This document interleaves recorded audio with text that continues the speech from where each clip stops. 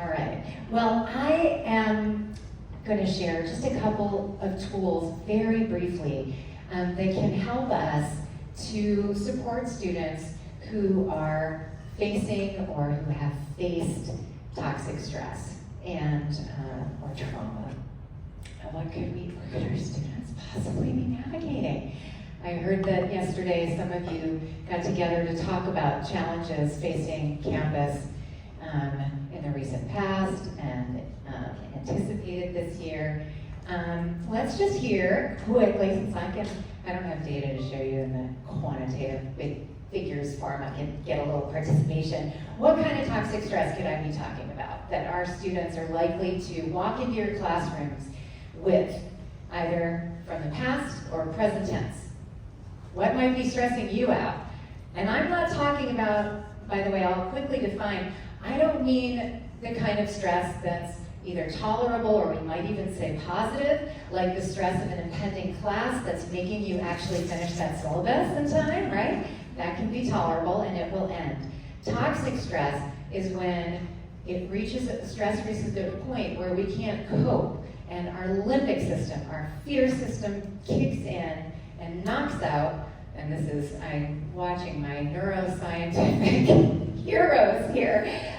This is a very simplified version of an understanding we actually do want our students to gain.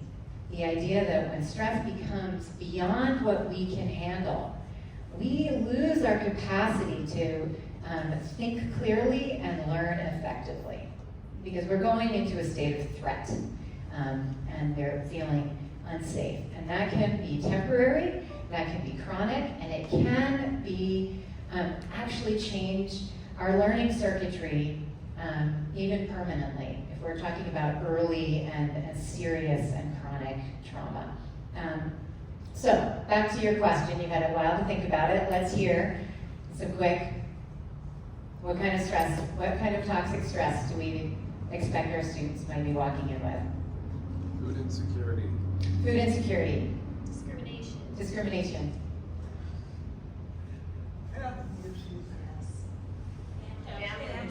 Family issues, absolutely. Health issues. Health issues. How about a campus crisis and a major election where they may feel, yeah, we're all ready. Take your temperature here. Are you feeling a little stressed? So when Supriya asked me to share some teaching tools, I could only think about last spring and what I held on to. So these are two tools that match what we learned from SEALs about what's needed to be trauma-informed educators. We need to work to ensure our students feel safe, right? We gotta kick them out of the limbic system driving the bus.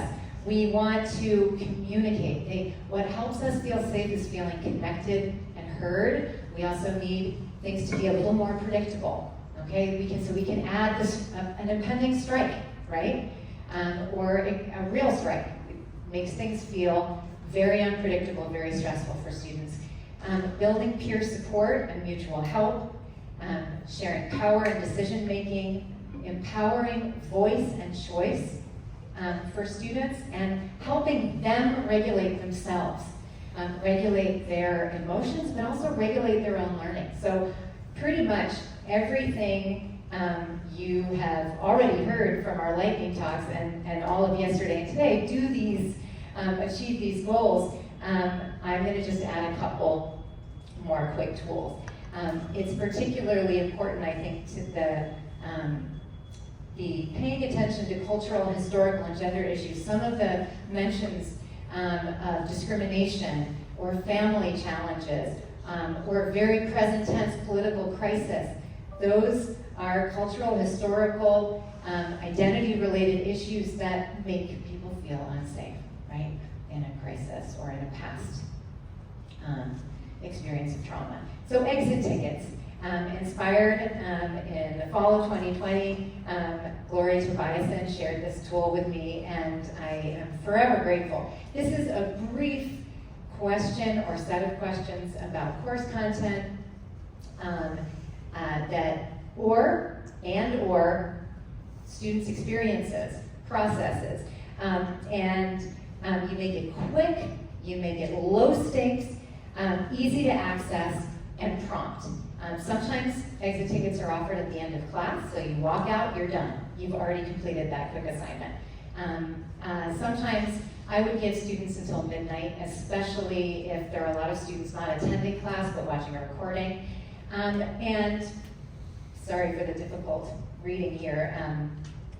The key questions I always ask: something you're taking from class, something you're unclear about, would like more elaboration on, so I could be responsive to where students are at, what they did get, what they need more on, and what they want to share with me. And this last one is crucial for responding in a trauma-informed way, because in this, students might tell me, yes, lots of content-related information about what they gained from class, and I love that they talk both about the content of what we're learning and the socio-emotional learning about how to work in groups, as was discussed in earlier talks. They can also have voice and tell us how they'd like us to adapt class. And I cannot emphasize enough how important that is in helping students feel safe. So I'll share with you, this is one from when Omicron hit. Some of us are having flashbacks now to having to return online, and hearing from my students was crucial in understanding where they were at and what would help them feel safer back in the classroom. This is from a slightly different approach from early May. And I chose an approach where students could actually look at each other's answers for just how are you feeling right now. We were all teaching, if you were here, in the dark, unless we actually knew from students, and if we knew, could we know from all of them? I'm going to invite you, ask your students how they're doing, so that you can be responsive. And so I will flash something. I won't even, can you grab that? This is the last thing. This is just a shout out to SEALs.